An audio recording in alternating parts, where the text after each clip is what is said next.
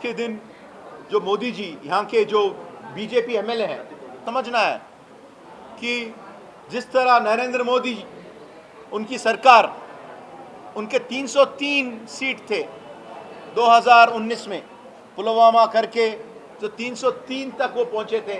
ये बार वो हर बार बोल रहे थे कि 400 पार है, मगर आप लोग देख रहे हैं कि सिर्फ 240 सीट उन्होंने जीता है।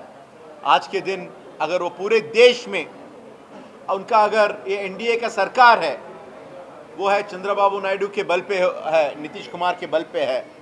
हर तरफ हम देख रहे हैं कि वोट चोरी हो रही है, क्योंकि आंध्र प्रदेश में रहने दो या कोई और क्षेत्र में रहने दो, हम बहुत सारे जगह पे देखे हैं जो हमारे मुखंड हमारे कार्यकर्ता 60 से 80 लोग हैं, वैसे बूथ में भी सिर्फ एक ही वोट हमको गिरा है। तो आज नहीं तो कल उनका पर्दाफाश हो जाएगा। हम कांग्रेस पार्टी से आज के दिन यहाँ पर आए हैं, धर्मावरम को आए हैं, पूरे हमारे मुखंड कार्यकर्ता को मिलेंगे। आने वाले 7 दिनों में हर एक कॉन्स्टिट्यूंसी मेरे ख्याल से अभी तक तो हम ఈ దేశానికి రాష్ట్రానికి ఒక శనిగ్రహంలా దాపురించింది।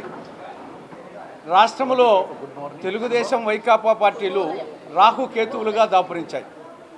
బీజేపీ ఏమో ఈ దేశాన్ని అప్పుల భారత్ చేసింది, రాజ్యాంగ వ్యవస్థను నిర్వీర్యం చేసింది, రాష్ట్రానికి సంబంధించి ప్రత్యేక హోదాకు పంగనామాలు పెట్టింది, రాయలసీమకు ఉత్తరాంధ్రకు బుందేల్ఖండ్ తరహా స్పెషల్ డెవలప్మెంట్ ప్యాకేజీకి తిలోదకాలు ఇచ్చింది। విభజన చట్టంలోని అనేక అంశాలు అమలు చేయకుండా గత 11 సంవత్సరాలుగా కేంద్రంలోని మోడీ ప్రభుత్వం అటు దేశానికి ఇటు రాష్ట్రానికి తీరని ద్రోహం, అన్యాయం, మోసం చేసింది।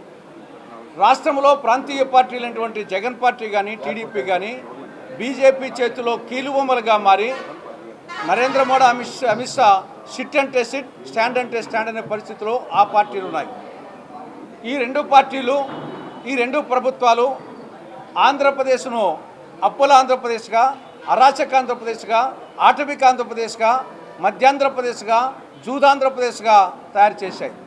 కానీ ఈ పరిస్థితుల్లో రాష్ట్రం మళ్ళా స్వర్ణాంధ్ర కావాలంటే అది ఒక కాంగ్రెస్ పార్టీతోనే సాధ్యం। కాంగ్రెస్ పార్టీ మళ్ళీ కేంద్రంలో రాష్ట్రంలో అధికారంలోకి రావాల్సిన చారిత్రక ఆవశ్యకత ఉంది।